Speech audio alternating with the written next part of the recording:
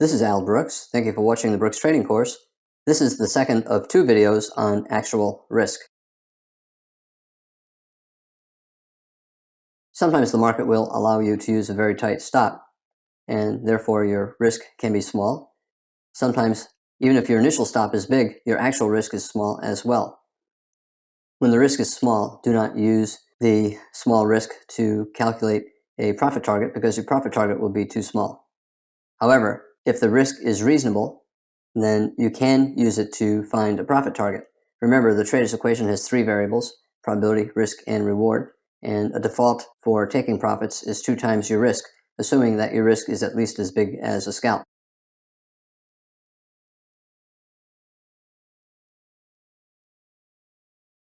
The market had two very big bull trend bars, and it pulled back. We have a small bull inside bar. It's a high one bull flag. It's reasonable to buy above the high of the bar. The market immediately went your way. It never fell below the low of the entry bar, so your actual risk was never any more than just below the low of that entry bar. A very small actual risk compared to the size of the bull breakout and to the size of the bull trend that followed. 2 times actual risk is right here. Mathematically, it's always reasonable to take profits at 2 times actual risk. That results in a positive trader's equation. However, that is the absolute minimum to make the trader's equation positive, and that is not necessarily the best.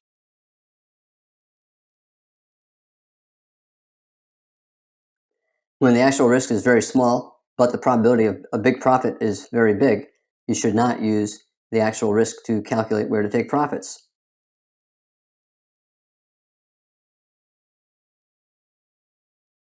Remember, that is the absolute minimum that makes mathematical sense. However, doing the minimum is not necessarily the best. For example, if your kid graduates from college with a D average, that might be the minimum that the school requires to get a diploma. But you would not be happy with that because he would have a hard time getting a job based upon that minimum. In general, when you have a very strong bull breakout like this, the market's probably going higher, probably at a minimum based upon a measured move using the open of the first bar to the close of the final bar. 60% chance you'll go up for a measured move, which is far greater than 2 times your actual risk. As long as the market is strongly bullish, I think it's better to use other types of support and resistance to determine where to take profits, such as measured move targets, trend lines, and prior highs and lows. 2 times actual risk is resistance, but you can see the market is ignoring it, and the market went far above it.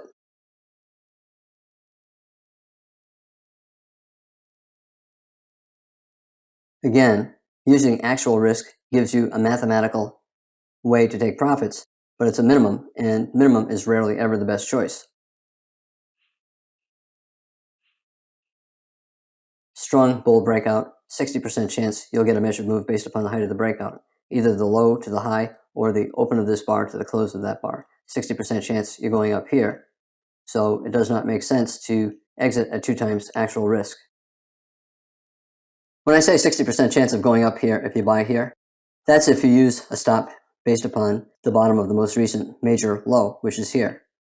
If a trader buys above this bar and puts a stop below the bottom of the bull breakout, he has a 60% chance that the market will reach that target before it hits his stop below. That is his initial stop. Once the market started to go his way, he would then tighten the stop to the bottom of the most recent breakout here.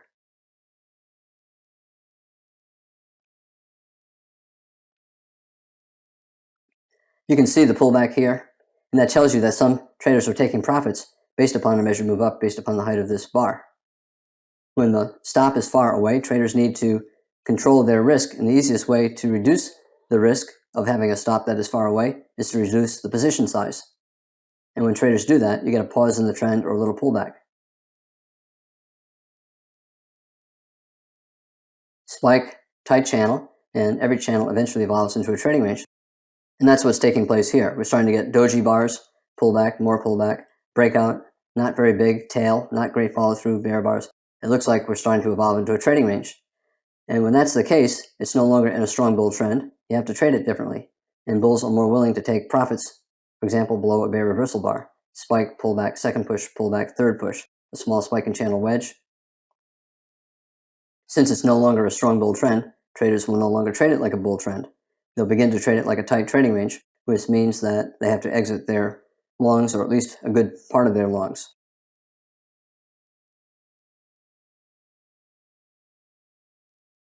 We have a pretty good bear breakout here. We had 2 legs up, 1 pullback 2, and a strong bear breakout. And now we entered a tight trading range, double top bear flag.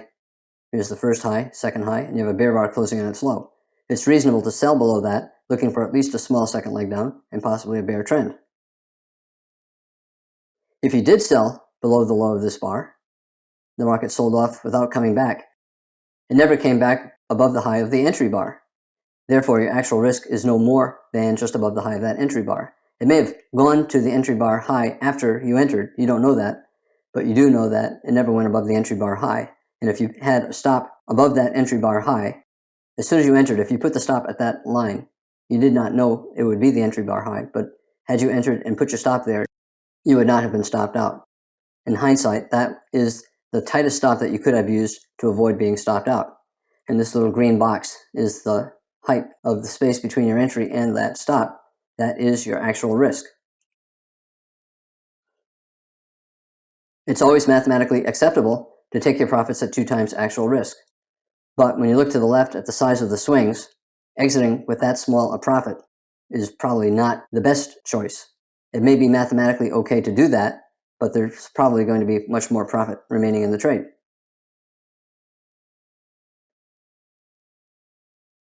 Strong enough breakout so that probably a 60% chance of the market falling for a measured move based upon the height of the breakout before it gets above the top of the breakout.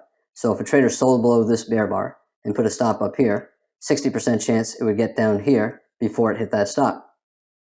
Therefore, this is a good, reasonable minimum goal.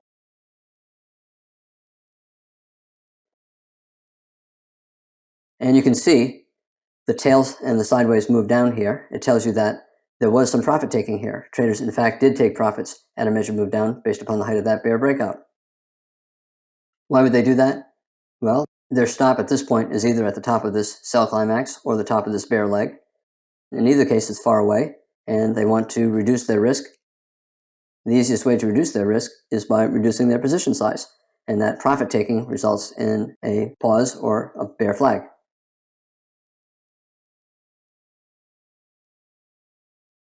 A small double top bear flag, reasonable to take a short, selling below the low of that sell signal bar. We have a new strong breakout. Traders who did sell there could lower their stop to just above the height of that bear breakout.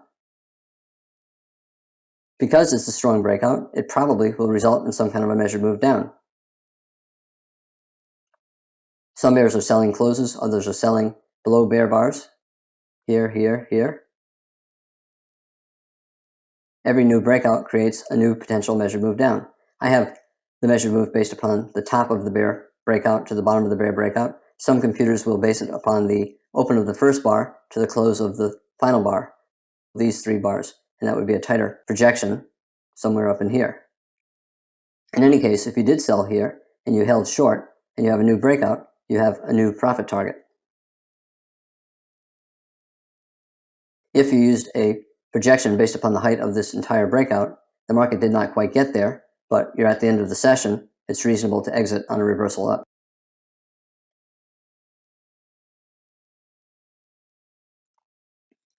We have a very strong rally and a deep pullback, a type of spike and channel bear trend, strong bear breakout, so a spike, second push, third push, and the market's reversing up from the bottom of the channel and just above the bottom of the bull trend. Also, this tight trading range is a triangle. We had 3 reversals down, 1, 2, 3, and you can call it a triangle if you want, but a tight trading range late in a bear trend usually becomes the final bear flag. The breakout usually does not go far and you get a reversal. It's reasonable to buy above the high of this bar. We have a final flag, a wedge bear channel, and a test of the bottom of the bull trend.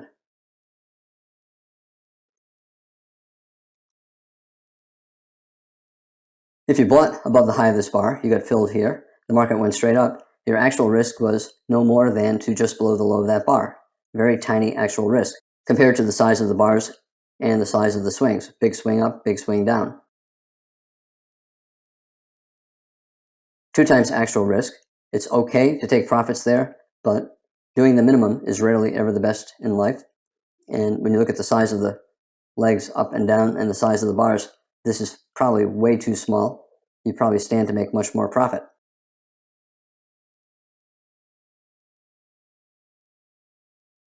Another approach would be to take profit at other types of resistance. For example, the top of the triangle, the top of the final bear flag. It's a reasonable place to take profits, and you can see there's a pause here, a little bit of profit taking. We're also testing the bottom of a trading range. We have a double bottom here and a breakout. These lows create a breakout point. You can see this bear bar in the tail here, and that indicates that there's some selling there.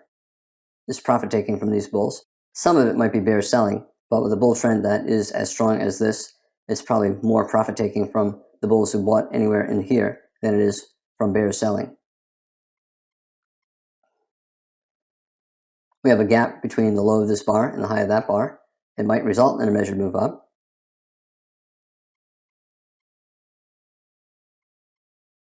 And some traders would take profits around that measured move target, which is also around the top of this bear leg. Anytime you get a pause at a logical profit-taking area, it's a sign that many computers are taking profits there. If it's good for the institutions that programmed those computers, it's good for you as well. Far better than taking a minimal profit based upon a very small actual risk.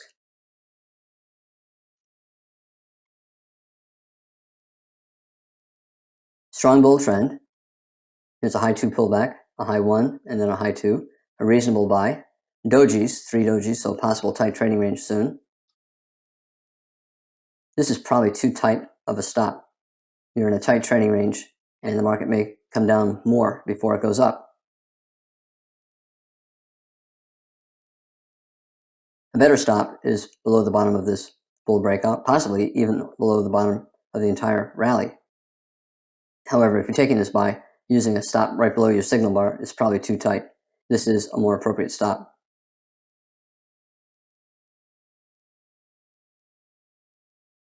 You can use your actual risk to determine a profit target. If ever you take a trade and you're not sure where the profit target should be, it's always reasonable to take profits at 2 times your actual risk, or to swing trade and see how far it goes. Simply rely on a logical stop.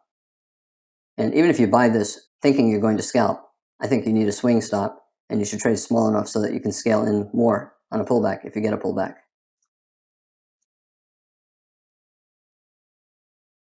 High probability that we're going at least a little bit higher. Actual risk, you buy above the high of this bar, you filled right here, the market went straight up, your actual risk was there, and this is 1 times actual risk, and you can see there's a pullback there. Because the trend is strong, it's a high probability that you'll make a reward at least equal to your risk, and therefore, when you're buying in a strong breakout like this, you have a high probability trade, it's reasonable to go for 1 times actual risk for your profit target, as long as it's at least as big as a minimum scalp.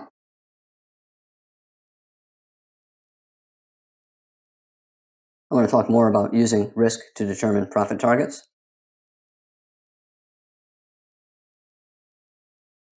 We have a bull trend, and if you want, you can call it a high 1 bull flag, you can call it a high 2 with this, you can call it a double bottom bull flag, doesn't matter, it's a pullback in a bull trend, it's reasonable to buy above the high of this bar. Remember, if you take profits based upon actual risk, it gives you the minimum profit target that you need to have a profitable strategy, a positive trader's equation. Never lose sight of that goal. You always need a reward equal to at least 2 times actual risk. And a strong trend, you can go for 1 times actual risk. Now, if you're scalping, can you take profits based upon the initial risk instead of the actual risk? It really doesn't matter whether you take the profits based upon initial or actual risk or any other support or resistance. Your goal is to have a positive trader's equation. Anytime you structure any trade, you have to make sure that it makes sense, that you have a positive trader's equation. The minimum profit is always 2 times actual risk, but sometimes that target is too small and you have a very high probability of making a bigger profit. Another choice is to use initial risk, which is almost always bigger than actual risk.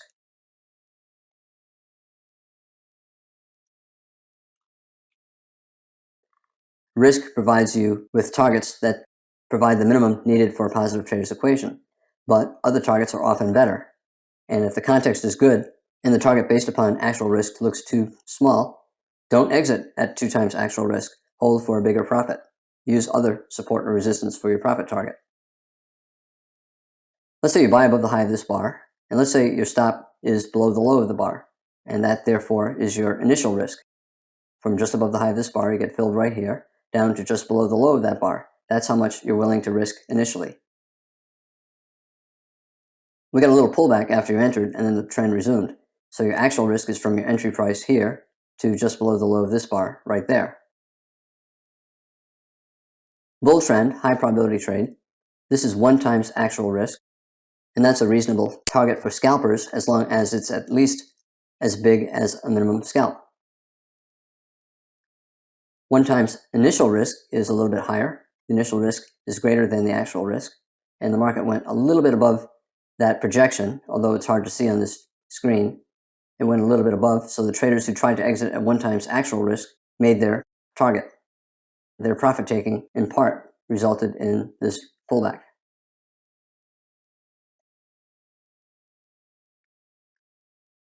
Remember what you're trying to accomplish here. You're trying to make money. And to make money, you need to be trading in a way that results in a positive trader's equation. If you take 100 trades, you want to make sure that the trades you take result in a profit at the end of those 100 trades. You lose some, you win some, but you want a profit. There are only 2 things that you can control: risk, which is where your stop is, and reward, which is where your profit-taking limit order is. And you have to be able to take profits that make sense mathematically. It's always mathematically acceptable to take profits at 2 times actual risk. When it's small, you can go for a bigger target, for example, 2 times initial risk.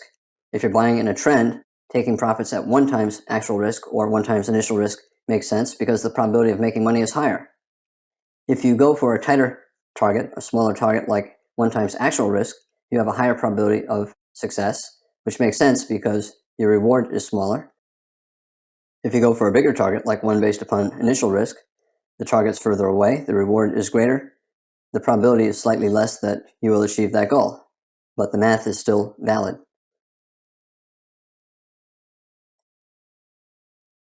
We have a bull trend.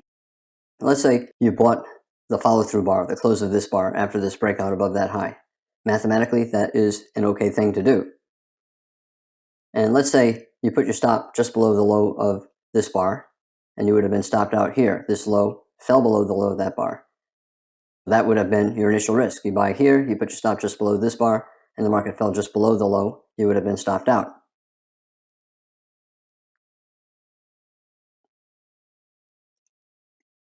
Let's say instead of the bulls getting stopped out, the market went up 5 ticks or 11 pips without pulling back. That trader then could have scalped, theoretically at least, with a 4-tick profit, or if it was a Forex market, a 10-pip profit.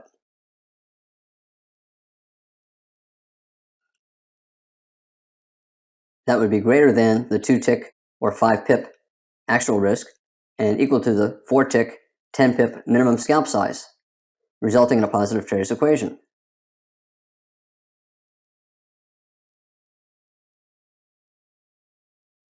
But instead of reaching that minimum scalp, 4 ticks above the entry price, or Forex market, 10 pips above the entry price, the market fell maybe 20 ticks or 50 pips to below the stop, and the trader ended up losing 20 ticks, for example, if it's an E-mini or a stock, or 50 pips, let's say, if it's a Forex market.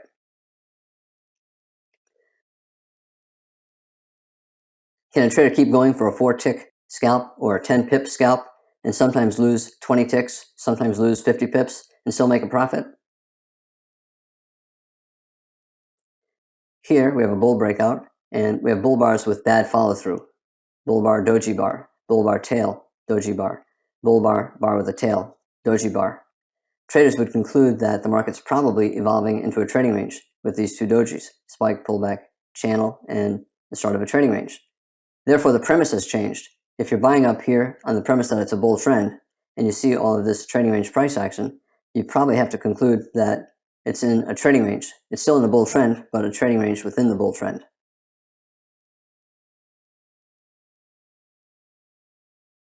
You can also argue expanding triangle, a little reversal down, reversal down, reversal down. If you took that buy, should you wait for your stop to be hit below the low of this bar? A lot of traders would just say, okay, it's really not a strong bull trend at this point. It might be a trading range. I could get a very deep pullback. Maybe I should just exit below a bear bar and get out here instead of waiting for my stop to get hit down here. And if you did exit there, we have a strong bear bar, probably at least a small second leg sideways to down. And this could be that second leg down. We have a bull bar closing on its high, another bull bar closing on its high here. This is a second reversal up from around this low, the bottom of a developing range. It's a reasonable buy.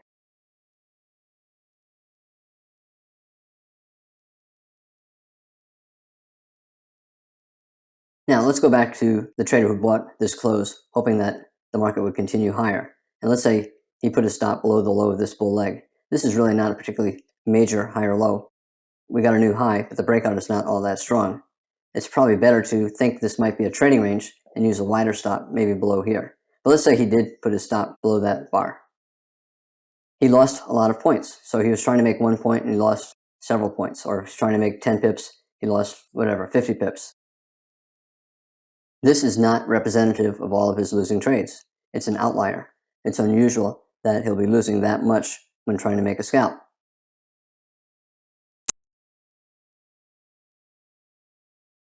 Also, it's not great trade selection. Not many bulls would take the third push up after a breakout. Breakout, second push, third push, especially when the rally looks weak and there's a potential for an expanding triangle top.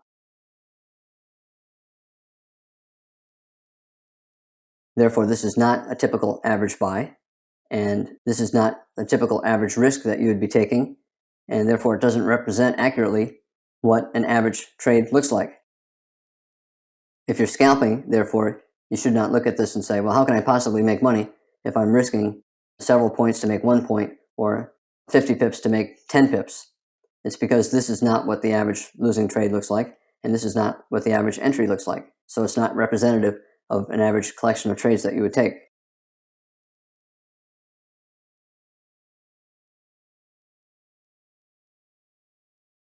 For every one of those 20 tick or 50 pip losses, there is an equal number of double bottoms and 20 tick or 50 pip gains. Here we have an example of a bull breakout and good follow through. Traders can buy that close. And probably better to put the stop below the bottom of the bull trend, not just below the bull breakout. And the market came exactly down to the bottom of that bull trend. And twice it got there, micro double bottom, and did not hit the stop. And now your actual risk is just below this low. You bought here. The market went against you to just below that low. It's reasonable to go for a profit at least 1 times actual risk, which is up here.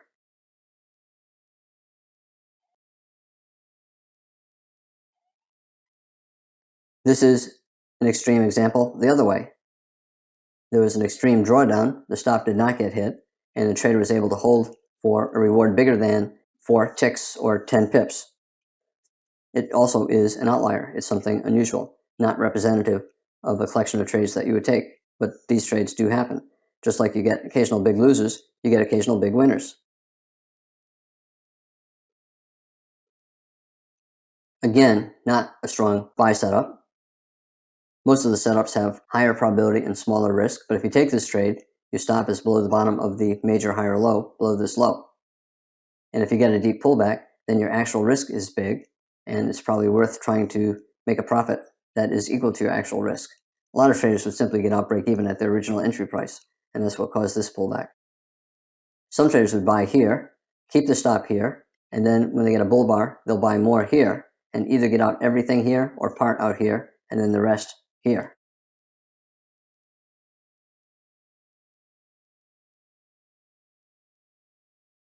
Whenever you're looking at a strategy and trying to determine if it makes sense mathematically, you have to be careful about sampling error. You can't just sample one setup and assume it represents all the other setups, because a lot of times you'll be picking one that's fairly extreme and not representative of all the other trades that you take.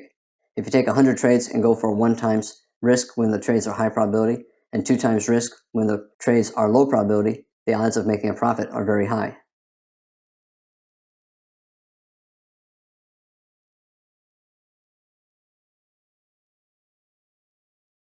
If instead You only want to look at a few of your 100 trades and try to determine whether or not your strategy is good. Make sure that the sample that you're looking at represents an average typical trade and not an extreme winner or an extreme loser.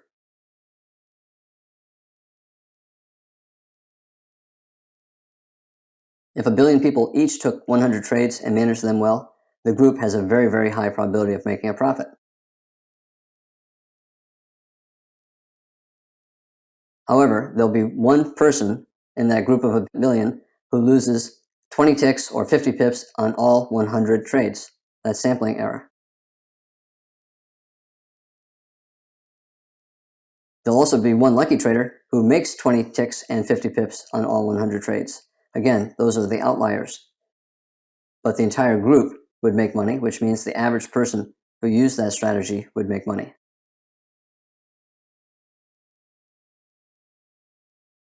I made the point that if you base your profit on the size of actual risk, you have a reasonable approach to trading. Your minimum goal is going to be at least 2 times actual risk for most trades. If you're buying a high probability trade or selling a high probability trade, for example, during a strong breakout, you can exit with 1 times actual risk. But that is the minimum, and the minimum is rarely the best. And I talked about other ways to use risk to find your profit targets. I'm Al Brooks. Thank you for watching the Brooks Trading Course. This is the second of 2 videos on actual risk.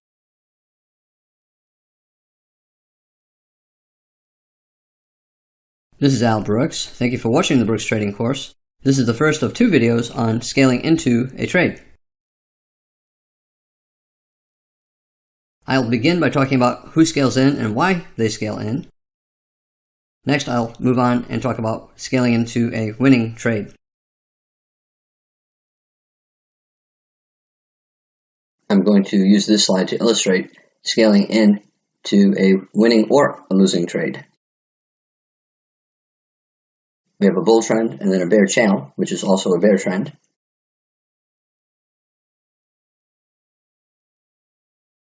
Scaling in is a technique that traders should consider using after they have some experience trading, and preferably after they've become consistently profitable. It's difficult for beginners. It's tempting because they understand that it can increase the probability of success, but whenever you increase your probability of success, you additionally increase your risk.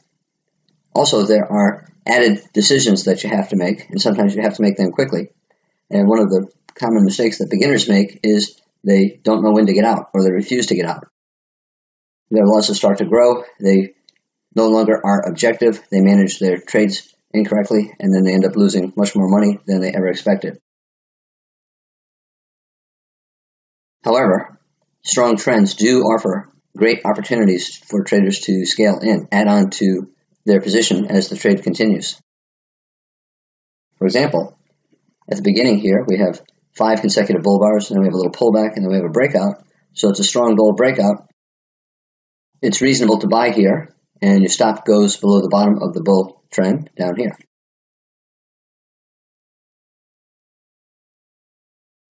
And if you're still long at this point, we have another breakout, another bull flag, 3-bar pullback, but then we have a bull bar. So it looks like the trend is resuming. You can buy on a stop just above the high of that signal bar. So now you have a bigger position. Every time there's a strong breakout, especially to a new high, traders raise their stop to just below the low of that new leg up.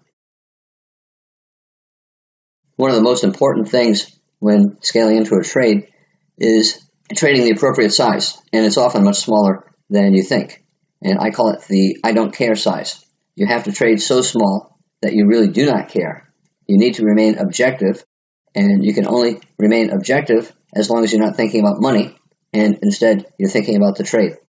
Am I doing what is right based upon the charts, not based upon a growing loss in my account, or not based upon my risk increasing because of my increased position size? Traders starting out often cannot remain objective, and therefore scaling in is emotionally too difficult for them, and they need to wait. Every trade eventually ends. Every trend eventually ends. Here we have a micro channel lasting about 8 or 9 bars. That's a breakout on a higher time frame. Here's another breakout, even stronger. And then look at this. We have an even stronger breakout. So we have consecutive buy climaxes there, a bigger one here, and an even bigger one here. This one is the biggest one occurring after 20 bars in a trend. Whenever that happens, it's more likely that it is the final leg of the trend, or near the final leg of the trend, and the trend is about to reverse. A breakout that strong often has one more push up before it tries to reverse. Selling a first reversal down, especially below a bull bar, or at the bottom of a tight trading range, is usually not a high probability trade.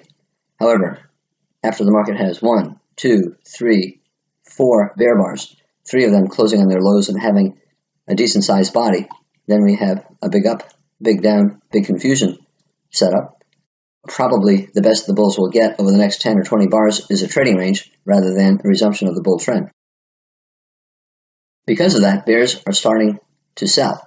For example, they'll maybe sell this close. And because it might be a trading range, they have to put their stop above the high. It may also be a bear trend.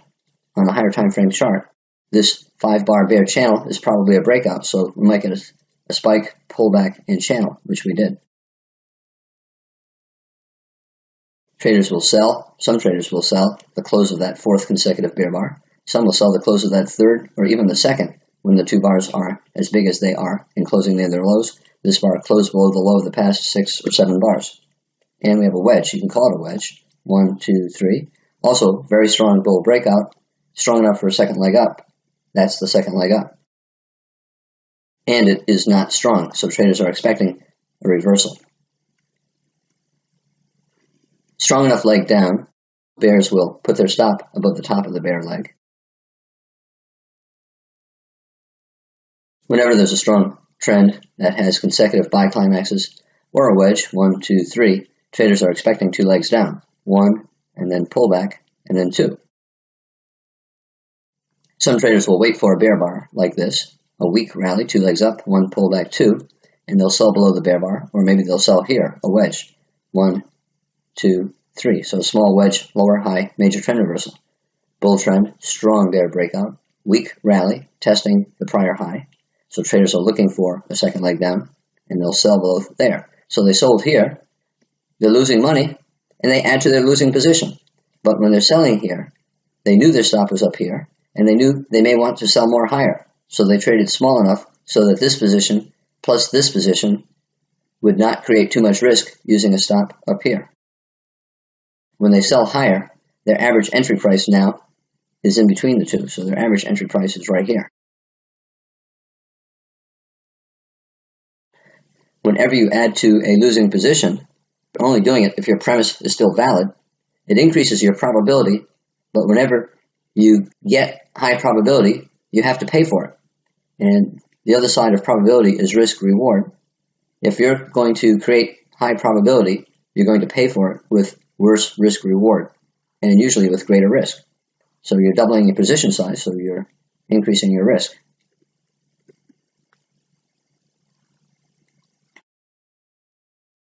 Some traders, when they're increasing their position size and it's a losing position, they've given up their hope of making a profit. Instead, they've changed their goal. Instead of hoping for a profit, they're simply trying to reduce or eliminate their risk. So for example, let's say an optimistic bull did not think about this as being a likely exhaustion bar, and instead he saw a pullback 1, so a high 1, and then a high 2, a small double bottom, and he bought above that bar. And then he starts to see this, and he's saying, oh my gosh, it's not good, it's pulling back. But after a strong bull trend, the first reversal down usually results in a trading range and not a bear trend. Maybe it's safe to buy more lower. That's his stop at the bottom of the most recent bull breakout. Now he has a strong bear reversal. And he knows when a reversal is that strong, the market probably will have a second leg down. He also sees the consecutive buy climaxes and the wedge, 3 pushes up, 1, 2, 3. So he expects 2 legs down after such a strong bear reversal. However, he also knows that it was reasonable taking this buy. Usually if you do something that's reasonable, and then you manage your trade properly, usually by scaling in using appropriate stops, you can either make a profit or avoid a loss. So what a bull might do is buy here, sit through the bear trend. It's around a 50% pullback. And he waits for a bull bar. And then he buys above that bull bar. Or he might say, 5 bear bars, maybe I better wait for a second entry buy. So maybe he'll buy above this bar or that bar. However, his goal at this point is not to make a profit. He believes that the market's going to have a lower high and a second leg down. But he also believes doing this was rational, and buying above a bull bar is rational. So the market will probably let him out break even. He's buying here, hoping to exit exactly at the midpoint of his 2 entries, here and here.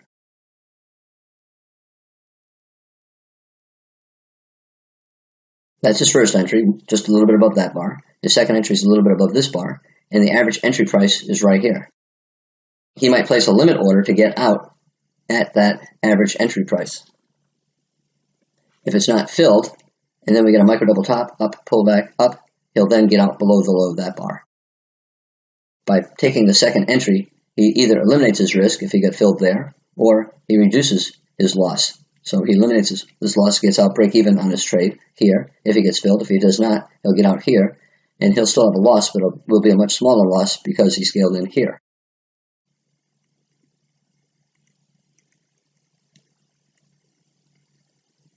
The bears are thinking the same thing. Wedge top, strong bear reversal, 2 legs down, so they're looking to sell a lower high. So they'll sell exactly where the bulls are getting out. We have a micro double top, 4 or 5 bars up, a reasonable sell, and it's a 50% pullback. I talked about 50% pullbacks in my other videos. At 50%, the risk for the bears is here, and minimum reward is here, about the same. And for the bulls, their risk is here, their reward is here. But in this particular situation, the odds are we're going to have a second leg down. Yes, the risk and reward is equal for the bulls and for the bears, but the bears have higher probability, so it's a reasonable short. The bears will sell a 50% pullback, either with a limit order or on the reversal down. Whenever traders scale in, they have to have a plan. How many times are they going to add to their position? And what intervals? How far apart will their entries be? What size? And then they also have to know when they plan to exit, and if they're planning to exit with a profit or a loss or a break even. I talked about adding to a winning position in a strong trend, buying here, stop here, and then buying more higher. New stop. And I talked about adding to a position where you're probably going to lose money and you're trying to avoid a loss. I also talked about adding to a losing position. Bears selling here, expecting that it's such a strong reversal after a wedge, the market's going lower, probably at least to the bottom of the buy climax, and it probably will have 2 legs down. It may just go straight down. It may bounce first. But in either case, the bears know the probability is they're going to make a profit. They sell here, thinking that, okay, I'll put a stop up here, but I'll trade small enough so that if in fact we enter a trading range, I can sell more higher and then either avoid a loss or make a profit. The bear sells here. He has a losing position at this point. He sells more here, stop up here, and he trades small enough so that if that stop gets hit, his entire position will not result in a loss any bigger than he would get on any other trade. And if he held for a swing, he ended up making a nice profit. Now, who scales in? Professional traders do it all the time. For example, a fund manager, like billionaire Carl Icahn, Warren Buffett for that matter, might be scaling into positions. As he's trying to take over a company, he may increase his stake even as the company loses money and loses value. Here's an example with Carl Icahn.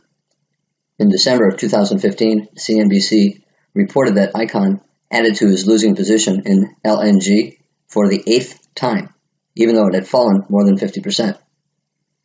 It kept falling and falling and falling, but he believed it was undervalued and that it would reverse up.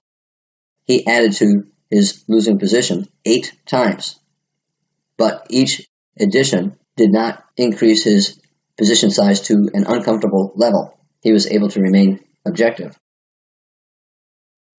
Individual investors also scale in. If you ever watch Cramer on Fast Money, he'll sometimes tell you buy part of your position now and then wait a few days and buy part more. And then you also hear about averaging down or dollar cost averaging, which is a very common, sensible approach to investing for individual investors, like buy a tenth of your position this month, and then no matter what the stock or market is doing, buy a tenth more next month, and you do it for 10 months. And that is scaling in. You might be scaling into a winning position, you might be scaling into a losing position, but dollar cost averaging is a common, sensible way for long-term individual investors to enter the market. And then another group of traders who scale in regularly are short-term traders, traders holding positions for a few days, a few weeks, and day traders.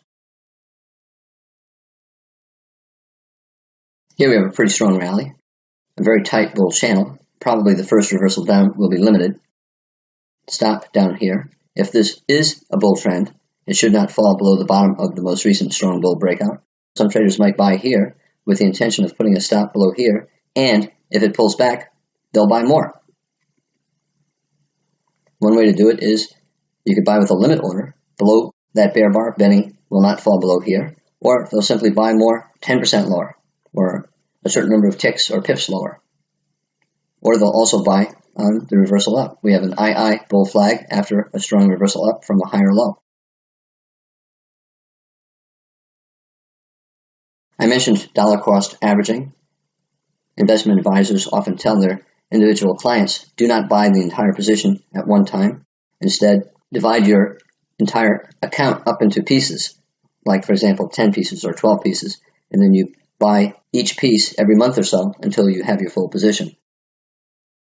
For example, if this were a stock, let's say it's XYZ stock, and you wanted to buy 10,000 units of the stock or 10,000 units of a Forex position, and you're planning to hold for a number of years, 5 years, instead of buying all 10,000 units or shares or contracts all at once, you might go ahead and buy right when you make your decision. So let's say sometime in here you're deciding, yeah, I really want to own this and I want to hold it for a long time, but I don't want to buy the full 10,000 units right now because suppose it just keeps falling all the way down here.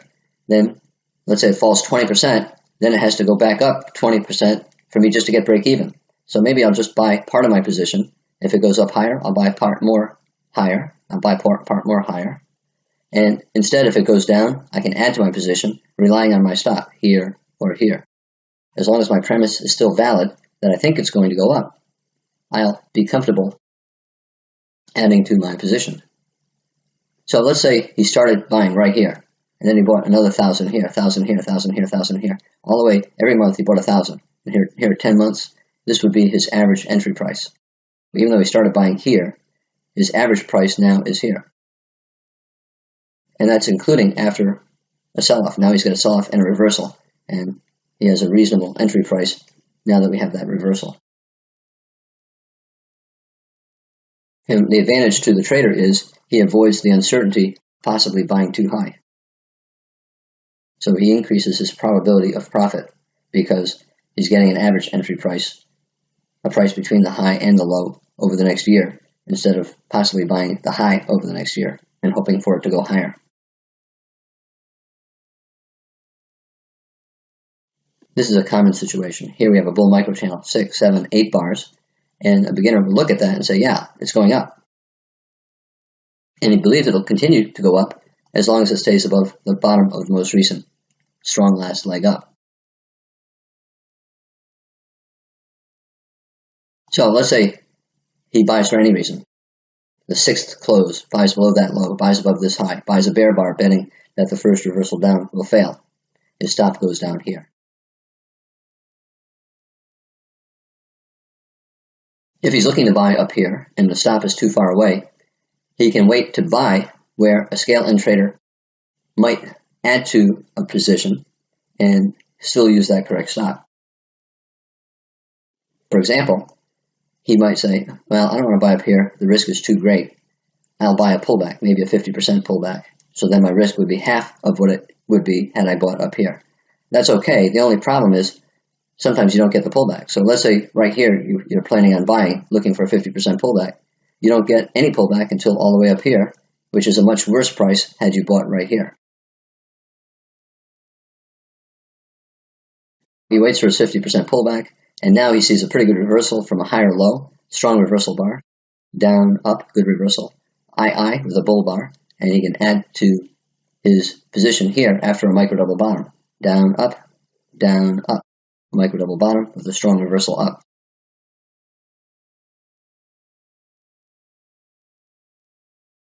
Day traders, short-term traders, they'll scale into losing trades to increase their probability of profit and reduce their chance of a loss. Again, whenever you try to increase your probability, you have to pay for it. Anytime you're going to get something good, you have to pay for it. Nothing is free. And usually, when you increase your probability, you're going to increase your risk. You're certainly going to reduce your risk-reward ratio. Usually greater risk and sometimes less reward. So let's say a trader buys expecting a continued rally, even if there is a deep pullback, as long as the pullback remains above the bottom of the most recent bull breakout. So that's his premise. That it's a bull trend as long as there's not a credible top. This is not a credible top. And as long as any pullback, no matter how strong, remains above the bottom of the bull leg. He might buy here. He might buy the second consecutive strong bear close, saying we got a bear breakout below these bars. We have a follow-through bar. Some bears will think this is always in short. But as long as it remains above this low, I'm going to bet that this breakout will fail and that it's a bear trap, trapping bears into selling this close, selling what might turn out to be the bottom of a pullback in a bull trend. He might buy that close, knowing that weak bears will sell the close, hoping to break below here, but he still believes this trend is so strong, any reversal attempt, even a strong one, consecutive bear bars closing on its low, will fail, so he'll buy more lower. If he's sufficiently disappointed by the strength of this bear reversal, he might decide, okay, maybe we're going to go sideways instead of up. Here's my first entry price, here's my second entry price, here's my average entry price. I'll place a limit order to get out break even. So if he buys here and immediately places a limit order at the midpoint of his two entries, he might get out here. In that case, he would be averaging into his trade to avoid a loss and not so much to make a profit. However, he could hold and he would end up with a very nice profit.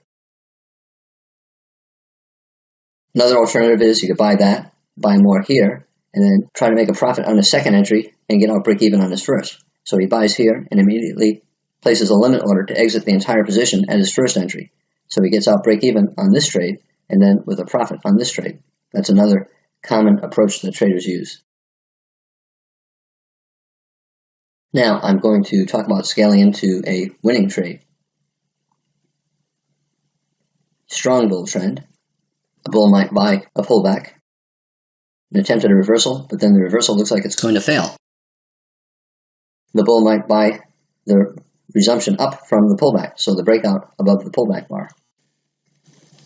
Stop, obviously, at the bottom of the bull breakout. And he might add to his longs as the market continues to rally. He could buy for any reason, but he wants the space between each of his entries to be at least as big as a minimum scalp. So he doesn't want to buy and then buy later at the same price. If he's going to be buying as the market's going up, he wants the second entry to be at least the size of a scalp more than the first entry. And he has to keep calculating his total risk based upon the position size and his stop. And he has to make sure that his risk remains within his comfort zone. Another bull flag, another bull breakout above the bull flag, buy more. We have a bull breakout to a new high, put the stop below that new bull breakout, which is above his first entry price. So now he's entered twice. His position is twice as big as it was initially, and his stop now is around his first entry. Another bull flag, a high 2 bull flag, 2 small legs down, 1 pullback 2, and then we have a bull bar. Maybe he'll buy more on the resumption up. Here, this looks like we're getting small bars, doji bars. We might be forming a tight trading range, so his premise might change. At this point, he might be thinking, well, maybe I'm buying a bull channel instead of a bull breakout. Maybe I'll start using a tighter stop, especially if the position is getting big. If his premise is still valid, that it's now a bull channel instead of a bull breakout, it still should form higher lows. So this low should stay above that low. So he could use a tight stop, especially if he's then adding on and now has a large position. Very strong bull breakout. Traders have to be very quick to reduce their position size to a normal position size if the breakout is no longer a strong bull breakout, if it starts to convert into something else like a bull channel or a trading range. An experienced trader will be very good at detecting a loss of momentum and a possible transition into a channel or a trading range. If at any point their premise is no longer valid, they'll exit their entire position. So if they buy here and buy more here and buy more here, they're buying it on the premise that perhaps it's a breakout that may continue up much higher before it transitions into a channel. However, if the market does something to make them question that premise that the breakout will continue a long time, they'll be quick to get out. Here we got 1 push up, 2 pushes up, possibly 3 pushes up to a parabolic wedge top, and we might reverse at that point. We got a doji here, a small bar here, a doji here. That's looking different from this, where we had consecutive bull bars, consecutive bull bars, consecutive bull bars. The market's starting to look different. We have a possible buy climax and a tail and a doji, a small bull bar, and then a doji bar, and then a possible parabolic wedge. 1, 2, maybe we'll just go up a little bit and form 3, and then start to reverse down. When traders see that, they're thinking that maybe the market is transitioning from a strong bull breakout phase into either a trading range or a channel. Again, look at the character of the bars. A bear bar now. We have not had a bear bar since here. Small bar. This bar is below that bar. Here we have been pulling back for 5 or 6 bars. A breakout with shrinking bodies, and then a doji, small doji, doji, small bar. So these bars over the past 10 bars are different from these bars. So the premise of a strong breakout has changed. This is no longer a strong bull breakout. It's a bull channel, but it might also be a trading range. We could easily trade back down here. When you start to see smaller bars, overlapping bars, the channel, the slope of this is not as steeply up as is this. You're getting tight trading range price action here, here, here.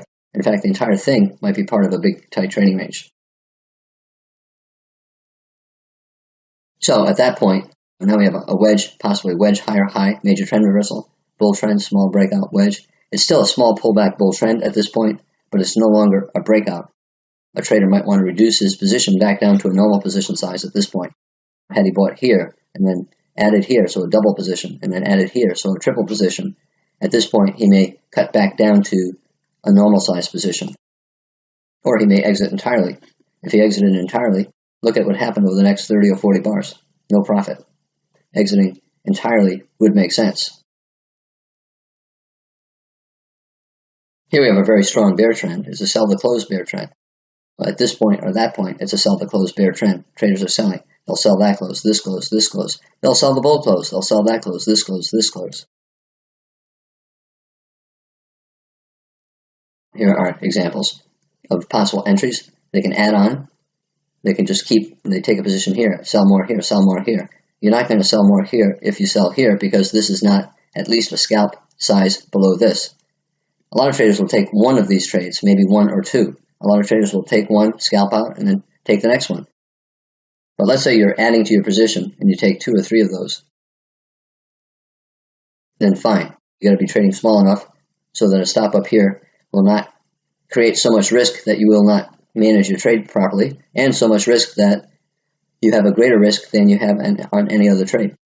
And most traders cannot think fast enough to sell more, sell more, sell more. And they should only take one of these entries, doesn't matter which one, any one, and then use the appropriate stop, and then just hold for a swing until there's a pretty strong reversal up, and then get out down here. Some traders will sell here or here, and then see these additional entries. Instead of adding them to their swing position, they might scalp. So you sell here, here's another sell, I'll sell this one for a scalp. Here's another sell, I'll sell this one for a scalp. Another sell, I'll sell for a scalp. So they hold their initial swing entry, and then they scalp additional entries.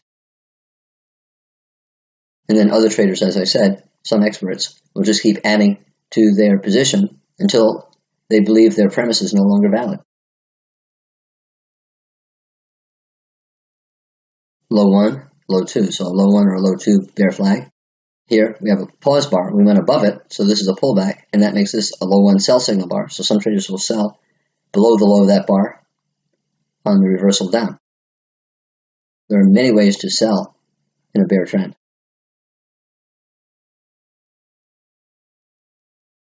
As I said earlier, if you're scaling into a winning trade, you want the next entry to be at least a scalp below the first one. So if a scalp in the E-mini is 1 point, you don't want to be selling again unless you're 1 point lower.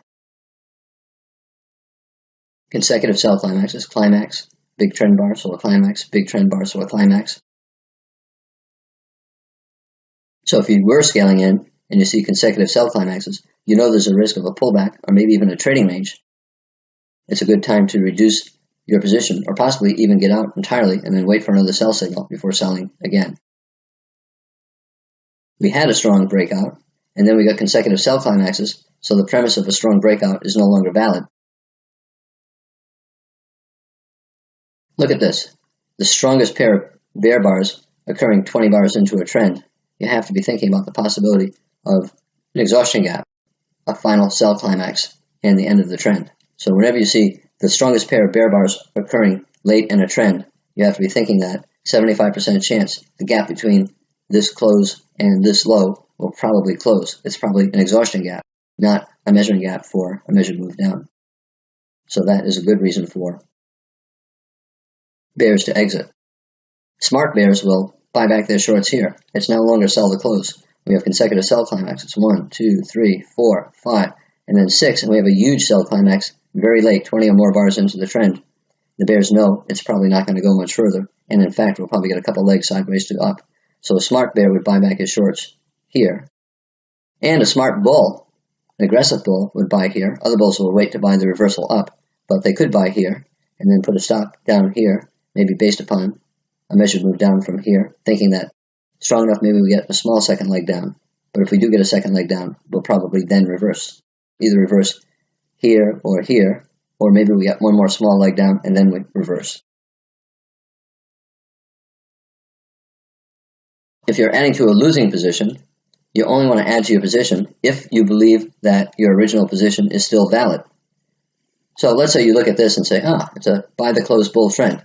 It's not all that strong. We have tails, we have bear bars, tails. This looks like a bull trend and what will end up as a trading range, but it may go up much higher before it begins the trading range. It's okay to buy here if you're willing to put a stop all the way down below the bottom of the bull leg. Putting it down below the bottom of the buy climax is not good, because if this is a bull leg and what will become a trading range, it usually will fall below the bottom of the final buy climax. Trader buying up here, he knows he's buying in a weak rally that's probably a bull leg and what will become a trading range. He sees the wedge top. He could buy hoping that we go up a little bit further and he can make a profit, or he can buy knowing that we may pull back deeply, because if it's a trading range, we can get a very deep pullback.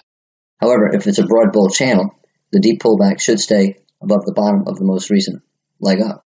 A trader buying up here only buys up here if he's going to put a stop down here. Strong bear reversal. It's possible that his premise is no longer valid, that we're not in a broad bull channel or any kind of a bull trend. Instead, we could be in a trading range or in a bear swing. Most traders, they got a bear breakout, a pullback, and now we have a low 2 short, low 1, low 2. Most traders should get out either on that close, above this bar, below that bar, below this bar, and then just wait. But some traders will hold and put their stop down here and then look to buy a reversal up lower. Just like the rally had problems, it was weak. Look at the sell-off. A big bear bar, but a disappointing follow-through bar, and then a doji bar, doji, doji, small bar, doji, doji. Just like this looked like a bull leg in what would become a trading range, this looks like a bear leg in a trading range, and not the start of a strong bear trend. A bull who bought here might hold long, stop down here. Some traders don't like to be getting in, getting out, getting in, getting out. They just buy and hold as long as their premise is still valid, and they use an appropriate stop, which is often very wide. A scale-in bull who bought here with the intention of scaling in lower, as long as his premise was valid, he buys here with a stop down here, but he's buying small enough so that he can buy again on a reversal up above a bull bar, or above here, a double bottom high or low. So he buys here, and then buys more here or here, stop here, but he makes sure that he's trading small enough so that his combined position does not create more risk than any other trade. So he bought here, and he bought more here or here, stop down here. As I said earlier, these scale-in bulls often exit the entire position back at their original entry. So they get out break even on the first entry, and then with a profit on their second entry, whichever two it was. However, a bull who buys here, and he places his limit order to get out of his entire position here, break even on the first, profit on the second, and then he sees this, it starts to become a buy the close bull trend, he might decide to only exit half of his position here, because this is such a strong bull breakout, we're probably going higher.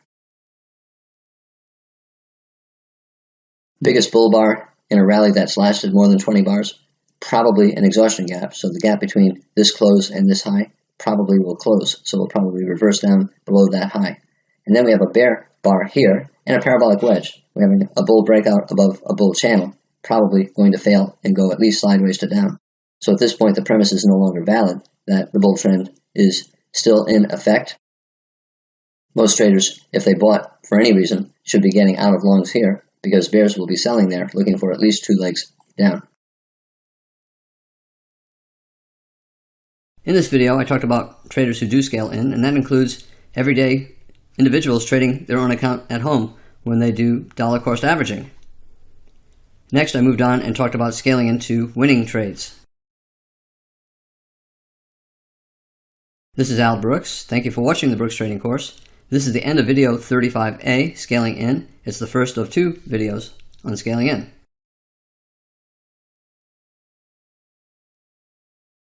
This is Al Brooks. Thank you for watching the Brooks Trading Course. This is a video on how to scale into trades. It's the second of 3 videos.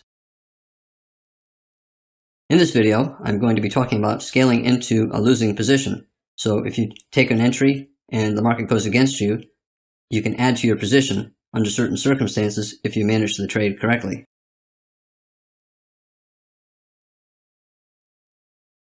When a person puts on a trade and it becomes a losing trade, a lot of times traders will scale in, not so much to make a profit, but to avoid a loss. And there are many ways to do it.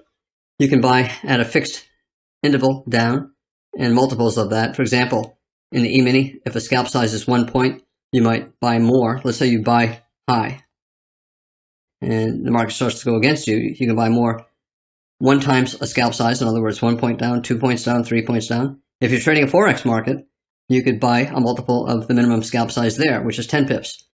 You buy more, 10 pips lower, 20 pips lower. Other traders buy once. Let's say you take the absolute worst buy and you buy up here. And you're confident that your premise is good, that the market will go higher before it falls to the bottom of the major higher low. Then some traders, instead of buying at a fixed interval down, will buy at a percentage, and the most popular percentage is 50%. The strong bull breakout began here. This is a major higher low. It led to a strong rally and a new high. So if the bull trend is intact, then any pullback, no matter how deep, should stay above that higher low. Traders put their stop there, and as long as it stays above there, they're willing to hold on to their position and even add on, for example, as the market's turning up again. You have a bull trend here and a pullback, and you could buy anywhere. And let's say you happen to buy the worst price. Let's say you buy the close of this small bull doji bar. Now, bad follow through, next bar, and then a reversal down here. A lot of traders would look at that and say, well, strong enough, big up, big down, big confusion. Maybe we'll fall for a couple legs down. Maybe I'll just get out and I'll wait to buy when it reverses back up. And that is an okay approach. So you can do an early exit and don't wait for your stop to hit. And then other traders will look at it and say, yeah, I know I bought high, but it could have kept going up. And the momentum up is strong enough so that even if it sells off, I'm pretty confident that it's going to get back to that price. So if I add on somewhere, like on a reversal up, maybe above a bull bar like that, or above this, or above that, and then it gets back to my original entry price, I get out of my first buy, break even, and then with a profit on my lower buy. And if the reversal up is strong enough, I'll hold the entire position until the market starts to reverse down, and then I'll make a profit on my first buy and my second buy, wherever my second buy is, here, here, or here. So let's say you buy that close. You buy the close and it turned out to be the highest close right before a reversal.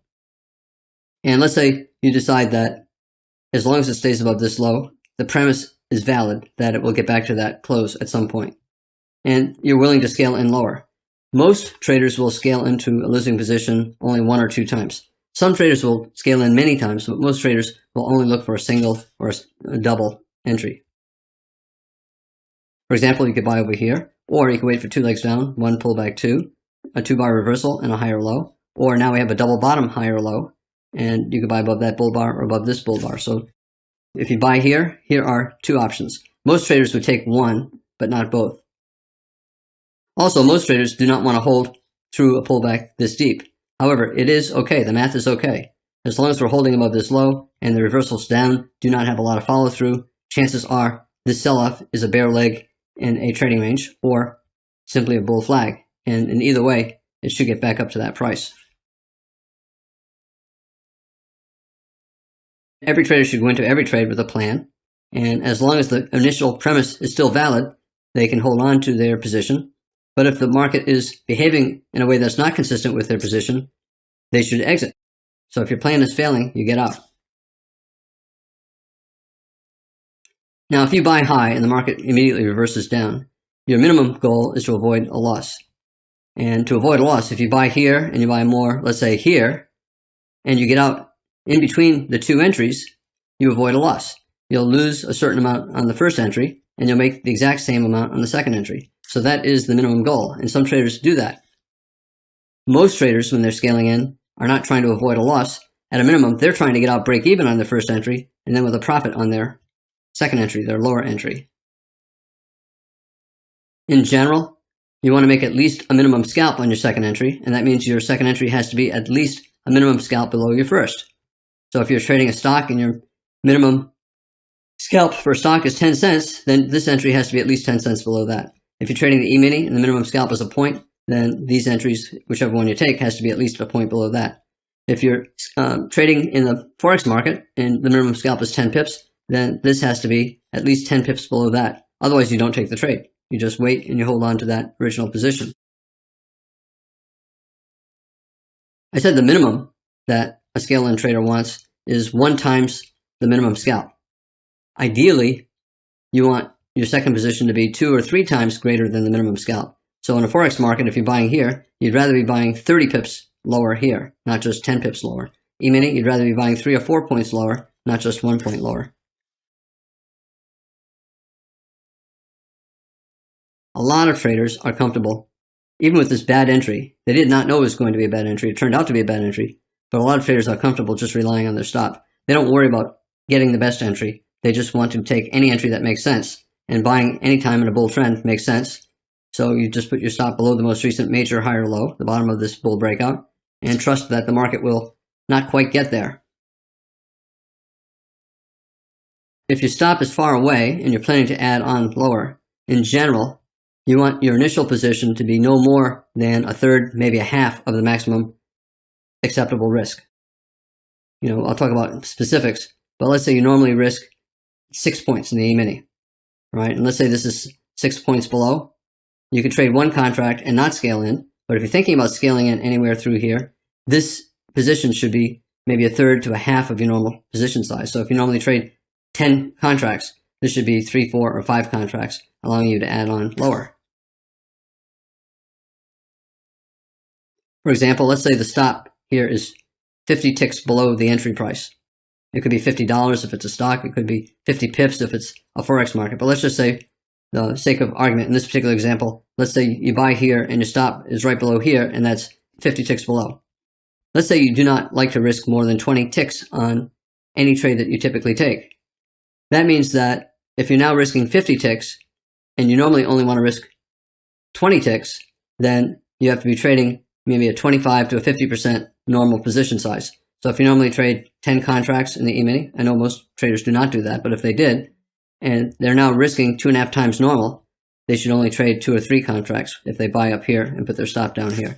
You have to adjust your position size based upon your risk. Well, let's say the bull bought 1 unit up here at the close of the follow-through bar. You got a bull breakout bar, you have a bull follow-through bar, and stop goes down here. So he buys up there and he puts a stop down there, below the bottom of the major high or low. He could put it down here as well, the beginning of the bull trend. Both are acceptable. If that trader bought here and he's thinking about adding on, he wants his next entry to be at least 1 to 2 times the size of an average scalp. So if an average scalp in the E-mini, the average minimum scalp is 1 point, then the bull would prefer to put his second position on, his second part on 2, 3, or 4 points below his first. In general, he also wants the second position to be at least a third of the way down to his stop. So he might look at this and say 2 legs down, 1 pullback 2, maybe buy above this bull bar, and that is acceptable.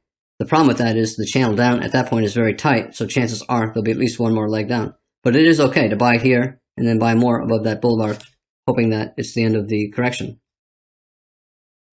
And if he was willing to scale in a second time, he would look to buy at least 1 point below that, 1 point the minimum scalp, and he'd like to buy above a bull bar, so either there or above here or above there. And if he's very aggressive, let's say he bought 1 part here, second part there, a third part there, he might even buy more here, but this is essentially the same price as that. You're increasing your position, but you're not buying at a lower price. Most traders would not do that. If you start to see a strong reversal up, the bar is getting bigger, closes on the high, you could hold your position until there's a possible reversal of the trend. Here we got a buy climax and a bear bar and a failed breakout.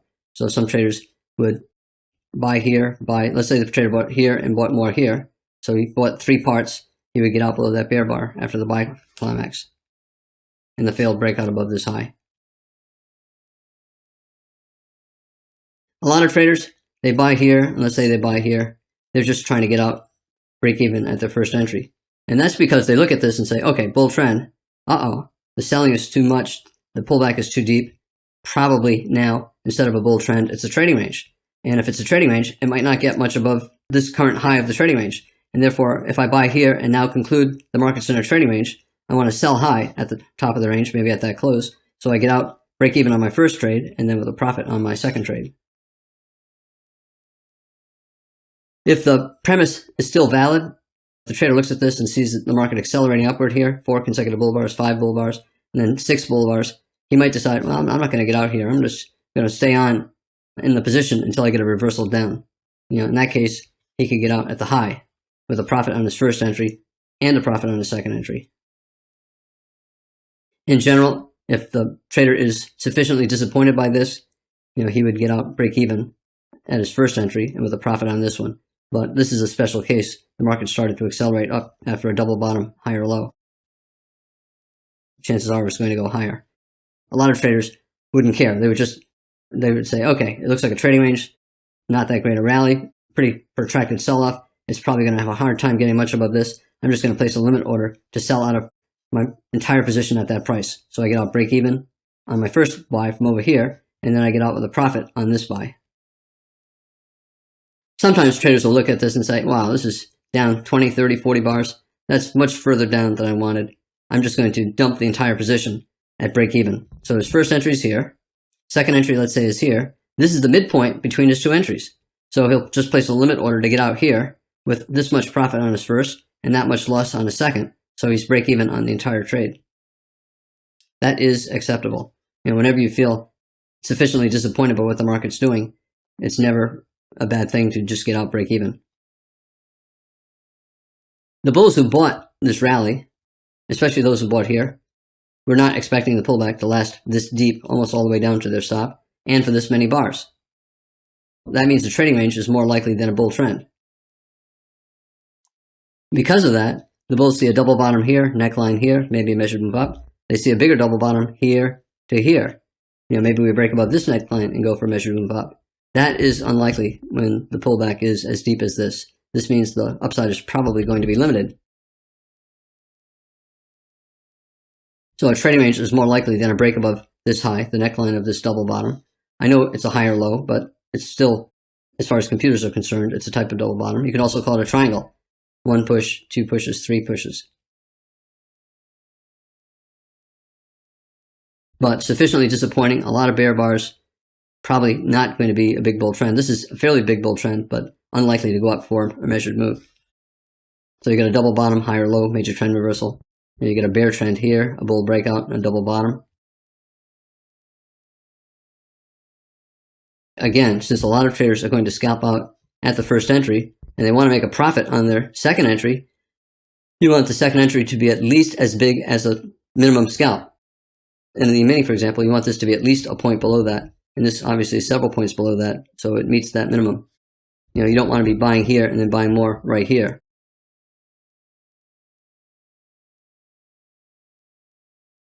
If you're buying up here in the E-mini, you want to be buying preferably 2, 3, or 4 points lower here, not 1 or 2 points.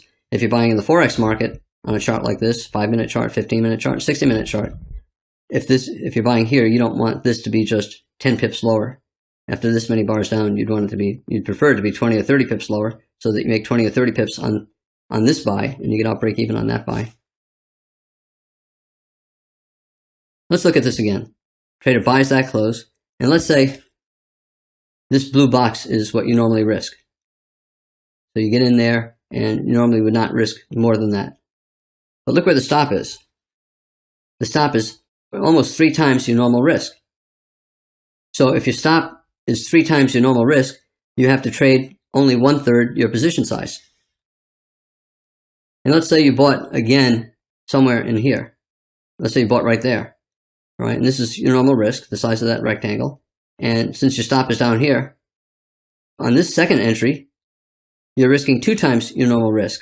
So you got a total of 5 rectangles. So if your position is buying here and buying more here, your total risk is 5 times normal. And that means that your positions here and here should be no more than maybe 20% of your normal position size.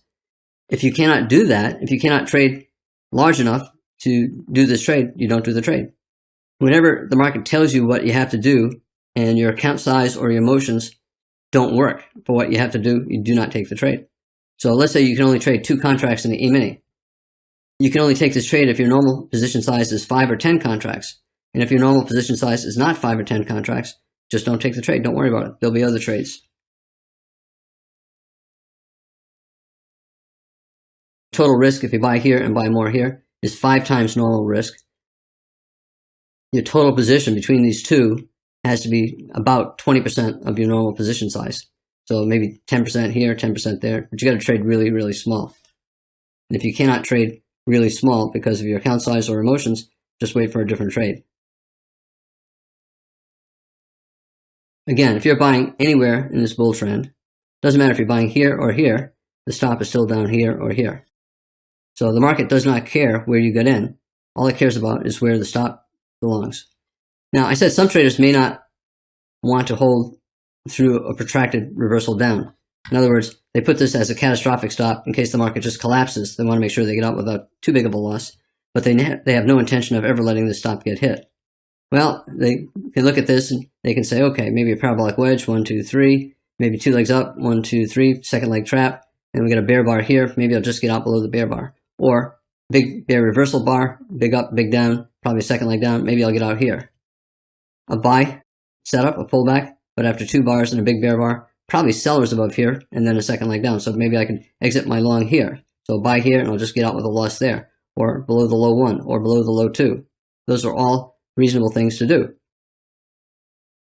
You can stop yourself out, for example, here or here, or right here. So those are all reasonable stops. And the other reasonable stop is right here. And anything in between, I call it a skunk stop, right? Because it stinks and it's in the middle, and the result will be it'll kill your account. If you decide not to take one of the early exits, and you decide you don't want to take the late exit, the far exit, and you said, well, maybe I'll get out below this bar, or maybe I'll get out if it breaks out below that bar. These are losing strategies. In between the quick exit and the distance stop, and these are bad exits. You're in the middle of a trading range and the market's falling below a higher low. Chances are there are more buyers than sellers there. Falling below a higher low in a trading range, chances are there are more buyers here than sellers. So you don't want to be doing the opposite of what most traders are doing. Those are skunk stops. You either get out early, or you rely on your stop, or you wait until the market's clearly bearish. You just don't stick a stop somewhere just because you cannot take the pain anymore, because it's a losing strategy. In this video, I talked about scaling into losing positions. So if you enter a trade and the market goes against you and your premise is still valid, and if you're trading small enough and using the appropriate stop, you can add to your losing position in an attempt to make a profit or at least to avoid a loss. I'm Al Brooks. Thank you for watching the Brooks Trading Course. This video is on scaling into trades.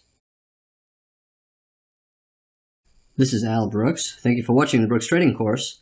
This is the third of 3 videos on scaling into trades.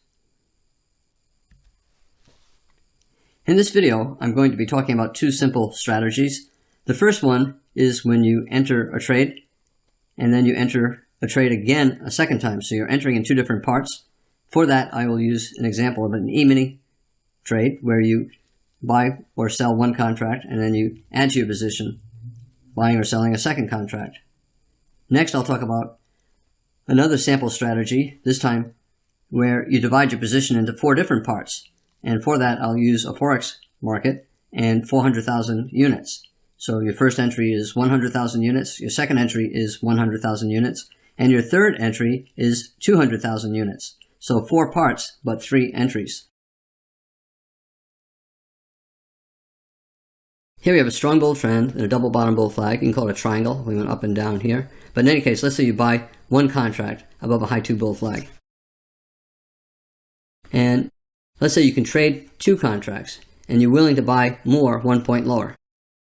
Again, equal to the distance of a minimum scalp in the E-mini. And let's say you're willing to risk 6 points below the first buy. So if you buy here, you're willing to put a stop 6 points down, and you're going to be buying 1 point lower, so you'll be risking 5 points on your second entry. That means you're willing to risk 11 points to make 1 point. Now, in this particular case, if you're buying this double bottom bull flag, you might put your stop just below the double bottom. Your actual risk is not 11 points trying to make 1 point or 2 points. The risk is not as great as it appears. And if the market quickly goes up for a scalp, assuming you're scalping this, you bought one contract here, it quickly went to your target, and you take a 1 point profit on the one contract. Now this is a strategy about scaling in 2 parts. You only put the second part on if the market goes against you and falls at least 1 point below your first entry. And a lot of times, it doesn't fall, it just goes up, especially in a high probability buy.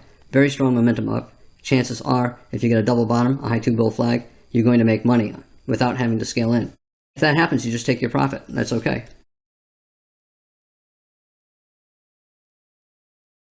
Most traders in a situation like this, after a strong rally, would not be scalping for 1 point. They would be holding and maybe getting out here.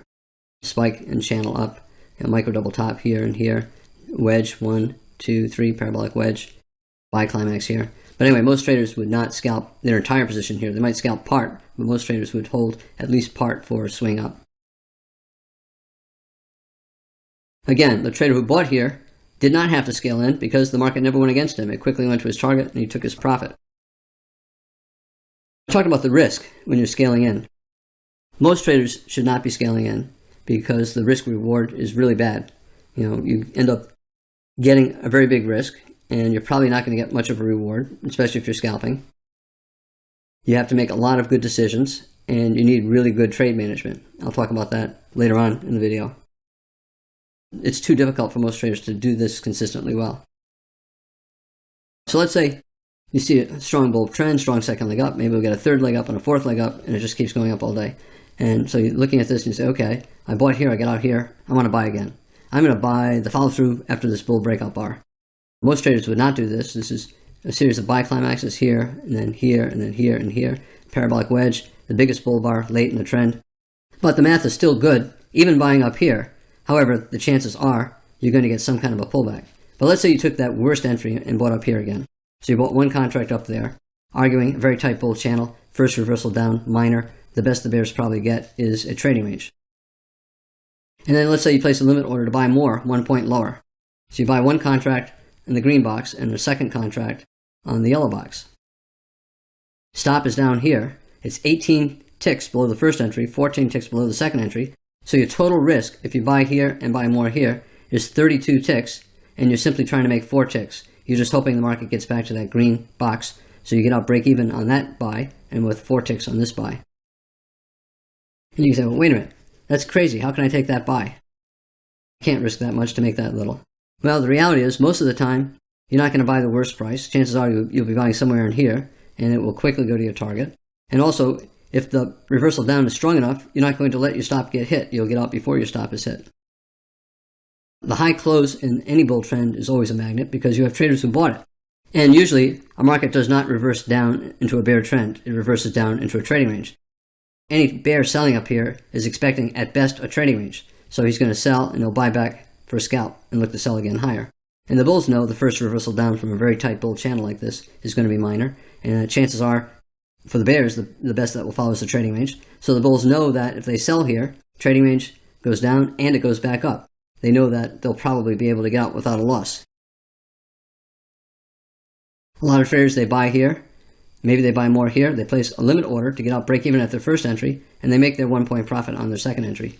Some traders would buy here and then buy above a bull bar here or here, and they would make more on their second entry, and that's okay as well. This is a very tight bull channel. It's a micro channel, no pullbacks. It could go up for 5, 10, 15 more bars. And that's why bulls will buy here, despite the climax of this bar, and despite the consecutive buy climaxes. They see the momentum is so strong that chances are it's going higher. And even if it does not, chances are they will be able to avoid a loss because the first reversal down will probably come back up and test that buy. Anytime you do a reasonable buy, the market usually allows you to get out without a loss. Buying up here, chances are it's going to come back there at some point, and you can avoid a loss. A big bull bar, consecutive buy climaxes here, bad follow through here, bad follow through here, bad follow through here, bad follow through here, bad follow through.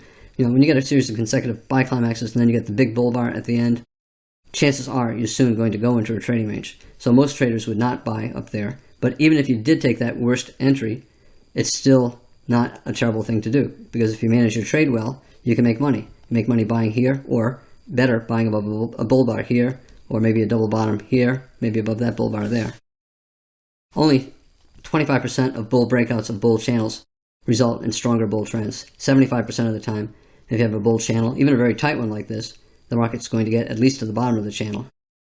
And usually you get a couple legs sideways to down.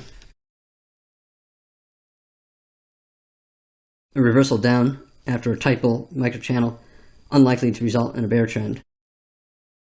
The bears usually will need a major trend reversal like this before they can get a swing down. The bull's buying here. Once it does this, they know they bought at a high price, but they're also pretty confident that it will come back to that price and they'll be able to get out, break even, maybe a small loss, maybe a small profit. The reward is small compared to the risk. So if you buy here and buy more here, your risk is very big and the reward is very small. So you have a terrible risk-reward trade, but a 10-bar bull microchannel, you have a very high probability of at least avoiding a loss. And that's always the case. Whenever you have bad risk-reward, you're going to have high probability. Whenever you have high probability, you're going to have bad risk-reward. Your initial risk is 8 times greater than your reward. You can only make money on it if you manage your trade really well. And that's why most traders should be very careful about that. And as far as scaling in, only experts should do that. The main reason why they scale in, is to increase probability. And they know they pay for it by increasing risk. Now they have a bigger position and the stop is far away. Experts routinely scale in to improve risk reward. I talked about how much the trader is risking, that if they buy up here and here, and they're trying to get a 1 point scalp on the second entry, their risk is 8 times bigger than their reward. Well, experts can improve that risk reward. Number one, they rarely will ever let the stop get hit. They'll get out before, so they're not really planning to risk 8 times. Second, a lot of times, most of the time, they're not buying at the worst price. They're buying at a better price. Also, they can increase their reward by scaling in more. And sometimes their second or third entry can be larger than their first. And finally, they can end up swinging part of their trade because this could go up a long, long way. And if it went up a long, long way, it would more than compensate for the terrible initial risk-reward ratio. Now, let's talk about a bear trend.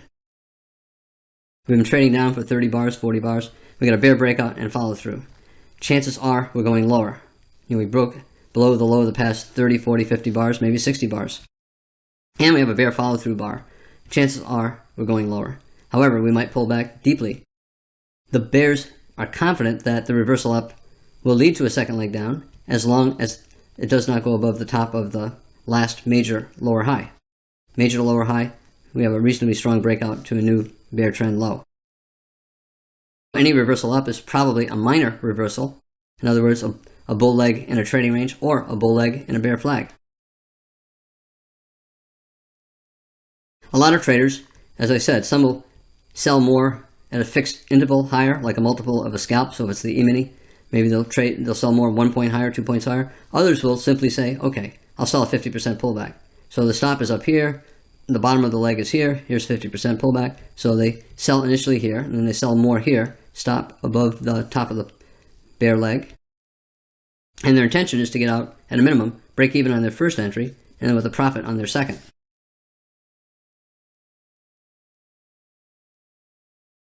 This 50% pullback is 5 ticks above the first, not 4 ticks, so not 1 point, it's 5 ticks.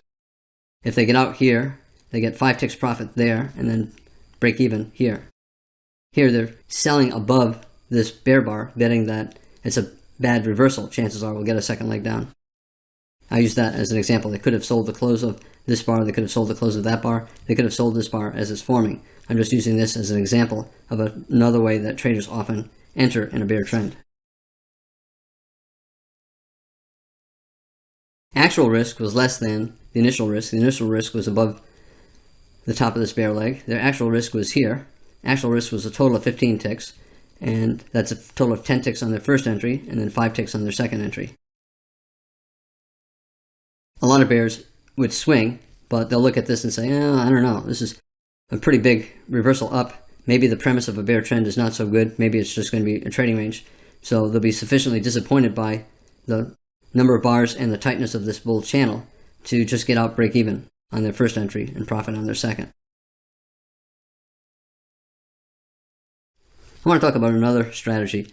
This time, instead of entering with 2 parts, I'm going to talk about entering with 4 parts, and I'll use a 400,000 unit Forex position as an example. Same chart as we had, and let's say it's a Forex chart this time. And let's say you're willing to buy a total of 400,000 units, and your stop is far away. Instead of buying 400,000 units here, you just buy 1/4 of that, 100,000 units. Again, same problem, very tight bull channel, consecutive buy climaxes here, here, here, here, and here. Probably will turn into a trading range soon, but strong enough move up that the first reversal down will probably be minor and lead to a trading range instead of a bear trend. The bears will probably need a lower high major trend reversal or some kind of major trend reversal before they can get a swing down.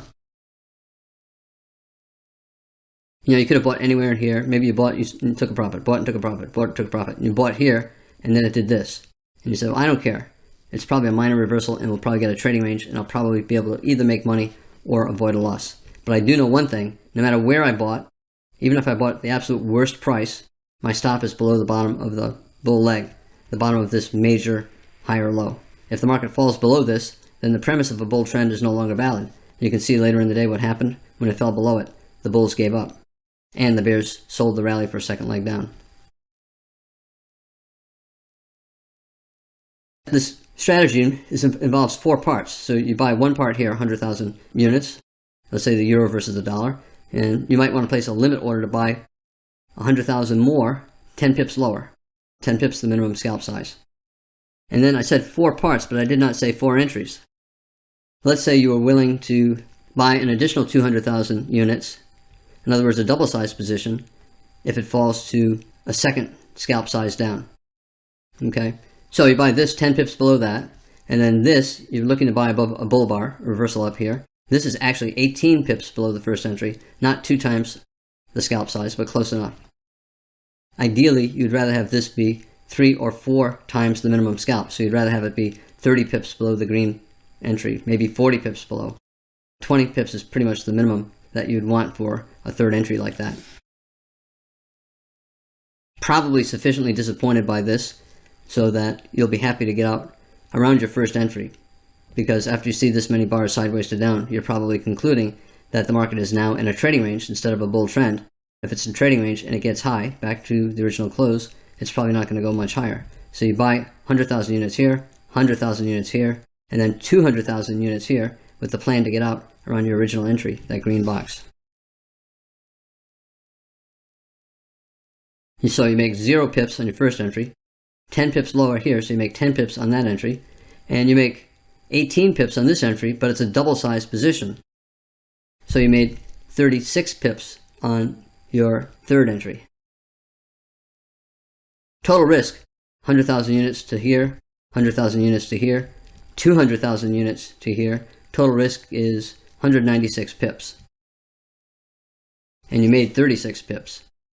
But remember, you're not planning on letting your stop get hit. You would get out before your stop would get hit. Also, you're probably not going to enter on the exact worst price, like in the example that I just gave. Let me talk about a bear example. And you can divide your entire position into 4 parts. Here, we have a trading range, and the bulls know the market should not fall below the bottom of this major high or low. And if it does, then the premise of a bull trend is no longer valid. You have to then be thinking that maybe we're in a trading range or a bear trend. Well, clearly we're already in a trading range. And here we did get a bear breakout and follow through. Chances are we'll get at least a little bit more down. So with that in mind, let's say you sold above the high of this bear bar, betting against the reversal up. And let's say you sold another 100,000 units, 10 pips higher. The minimum scalp, 10 pips. And then you look for a bear bar, and you sell below a bear bar right here. And you decide that for your third entry, you're going to have it be a double size. So this is a quarter of your position, and this is half of your position. So you have a total of 4 parts, but only 3 entries. In general, you want this entry to be at least 3 times the size of a minimum scalp, like 30 pips above this, but sometimes you don't get it. And here you get a bear bar. Selling below a bear bar and a bear flag, especially if you're scaling in, that is a reasonable thing to do.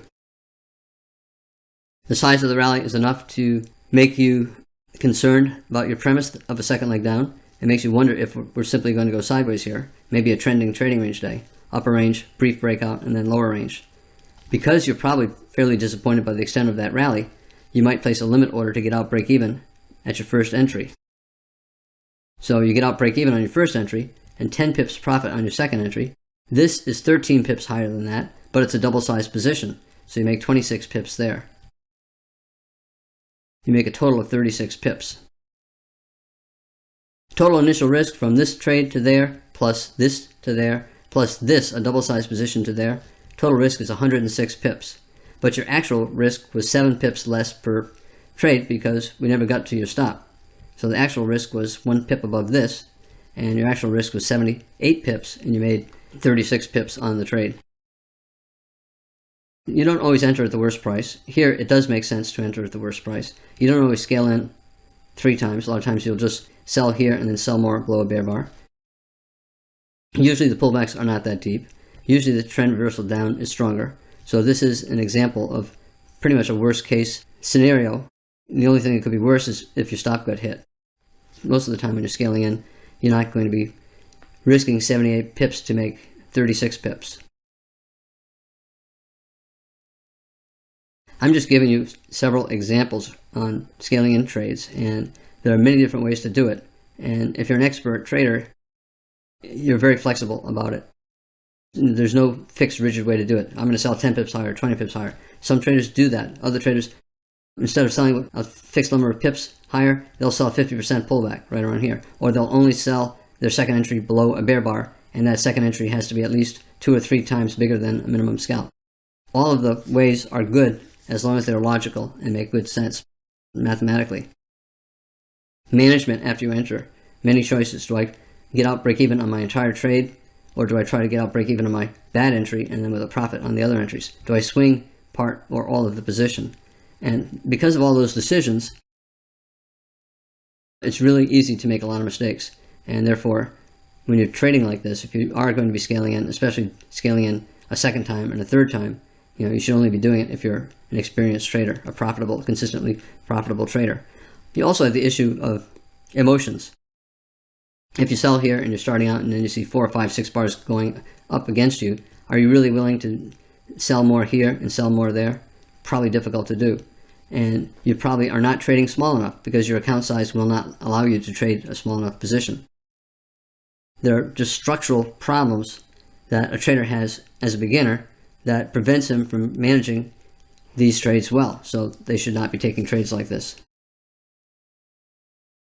I made the point, you have to have a big enough account to allow you to trade this properly.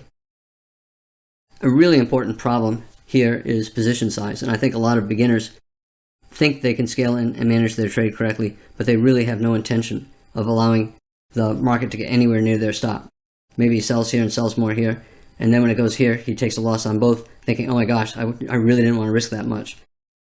But you only can take this kind of a trade if you can trade small enough. Let's say you can only trade 4 units or 40,000 units. You should only trade 4 units or 40,000 units or 4 contracts or whatever if you can honestly, comfortably trade 8 to 10 units or 80,000 units or 8 to 10 contracts. You have to make sure that you're trading no more than half of a position size that is normally comfortable for you. The single biggest loss with this is beginners are not trading small enough, and then when the market gets near their stop, they exit. All they're thinking about is risk. There are 3 variables: risk, reward, and probability. Beginners only think about risk, and they ignore probability, and they ignore reward, and they manage trades based entirely on risk, and they end up losing money. There are 3 variables, and you always have to be considering all 3. And that is really difficult for a beginner. Alright, so let's say we get a bull trend over here, and you're buying for any reason. And let's say you happen to buy late, hoping that the swing will just continue up forever. You know, with consecutive buy climaxes here, here, here, and now a 4th one, we're probably not going to go much higher. We might, but you also know that you're probably not going to lose money if you buy here and manage your trade correctly. A lot of traders in this situation, if they buy here, they trade small enough to allow themselves to add on, scale in lower. So let's say you buy there, and then you see this parabolic wedge or consecutive buy climaxes, and then this final big bull bar, a buy climax, end of the trend. A lot of scalpers will just get out below that reversal bar. They know that this is probably going to do this, go sideways, and that the up move is probably over. So if you're a scalper and you buy there and you did not scalp out here, you got to get out here. And some swing traders who bought here, when they see this, thinking that they'll think that we'll get a couple legs sideways to down, so they will get out as well, looking to buy again lower. A lot of traders do not get out. They say, hey, as long as it stays above this stop, the bottom of this major high or low, I'm still good. I'll take my buy here, and I'll look to scale in lower and see if I can make more money. High 1 and high 2. So some traders, if they buy here, they'll buy more here. High 2 bull flag. But because the market sold off so much, their premise of a relentless, strong bull trend is no longer valid. Now they're thinking either weak bull trend or trading range. And because of that, they'll try to get out, break even around the high close, or maybe just simply break even at their original entry, which would be over here. Bears, bull trend, bear break below the bull trend line, and a couple legs up, 3 pushes up, and possibly a high or low major trend reversal. And they see that it's a test of the high close of the day, and it's reversing down. So some bears will sell that, just like the bulls will take profits there. Whenever bulls think something is good enough to take profits, there are always bears thinking it's good enough to sell. They might sell up here with a limit order at that high close or with a stop on the way down. On the way up, we're rallying strongly, buy the close all the way up. Let's say you buy this close. What do? Your stop is down here. You took the final buy the close entry. You did not know that when you took the trade, but you only take that trade if you're willing to use your stop down here. And a lot of the traders who take that trade will only take that trade if they're willing to scale in more. They look for a bull bar, especially a micro double bottom, a high 2 buy. So you buy here and you buy the high 2 bull flag. And if you're sufficiently disappointed by the size of that sell-off, you don't try to make a profit. You don't try to get out here. You might instead say, oh, this is just too many bars down. However, I should be able to avoid a loss. And the midpoint of my entry is, here's my upper entry, here's my lower entry. I'll try to place a limit order to get out, break even on the entire position, which is halfway between the 2 entries, and you get out there. Sufficiently disappointed that you think big up, big down, big confusion, trading range more likely than a bull trend. Trading range, you buy low, and you get out in the middle or near the top. In this video, I gave 2 different examples. The first was an e-mini example in which a trader trades 2 contracts. he enters with one contract, and then if the trade goes against him, he enters again with one contract. His total position then is 2 contracts. In the second strategy, I used an example of a Forex trade in which a trader is comfortable trading 400,000 units, and he divides his position into 4 parts. He enters the market with one part, 100,000 units, and then as the market goes against him, he enters again with another 100,000 units, and if the market further goes against him, he takes a third position, but this time with 200,000 units, for a total position size of 400,000 units. And I talk about how to manage the trade. I'm Al Brooks. Thank you for watching the Brooks Trading course. This is the third of 3 videos on scaling into trades.